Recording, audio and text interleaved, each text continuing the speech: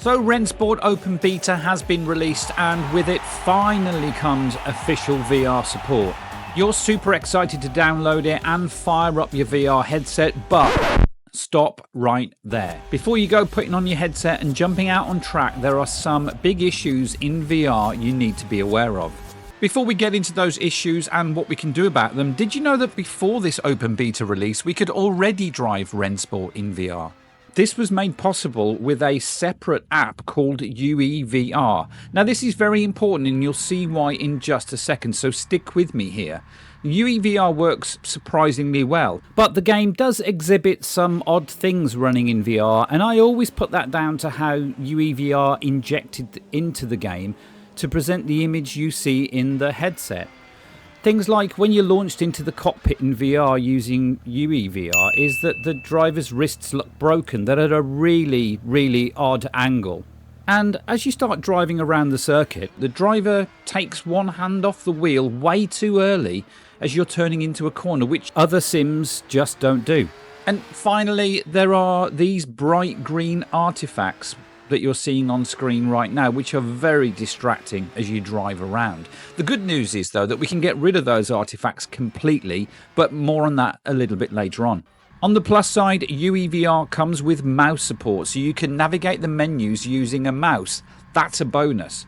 And on top of that, you can choose which VR runtime you want to run, whether that's OpenVR or OpenXR. Nice. And if you overlook the quirks with the driver's wrists and driving one-handed, I found it to actually be quite enjoyable. So now we know the VR experience before Open Beta. Let's compare it to what the experience is like now. After all, it's now officially supported, so can't be worse, right? If you're finding this video useful, please consider driving straight into that subscribe button for more content like this. To run RENNSPORT Open Beta in VR, there's one quick setting we need to add. Now, if you don't have the Epic's Game Store already installed, go ahead and download that now and then download RENNSPORT. And once that's done, all you need to do is right click on the RENNSPORT game, click Manage, and towards the bottom enable the launch options, and then in the text box enter -VR. Now close that box and you can launch the game in VR. We can see that this is running without UEVR. There's no UEVR menu system and no mouse support, so you'll need to grab a keyboard or a game controller to navigate the menus. And you probably noticed as we launched the game, there's no option to choose between VR runtimes either. But look, when you put yourself inside a car, what is it we immediately see? The driver's wrists still look broken. And as we turn a corner, the driver takes one hand off the wheel. And to add to that, we have the very distracting green artifacts on screen too. Does all of this sound familiar? So what's going on here? Well, clearly those issues aren't from UEVR at all like I thought. They appear to be from the game itself. Anyway, so where does that leave us? Well, we can't fix the driver's wrists or stop him driving one-handed. That's a game issue, as we've said. However, we can remove those artifacts completely, just like we could with UEVR, but it does come at a cost. And quite frankly, it's unplayable like this, so we have no choice but to get rid of those now. So to get rid of these, what you need to do is to go into the video options, scroll all the way down until you find visual effects quality and set this to low. Any other value for this and the artifacts will return. But once you've set this to low, it's going to blur the image somewhat. And unfortunately, that's as much as we can do today.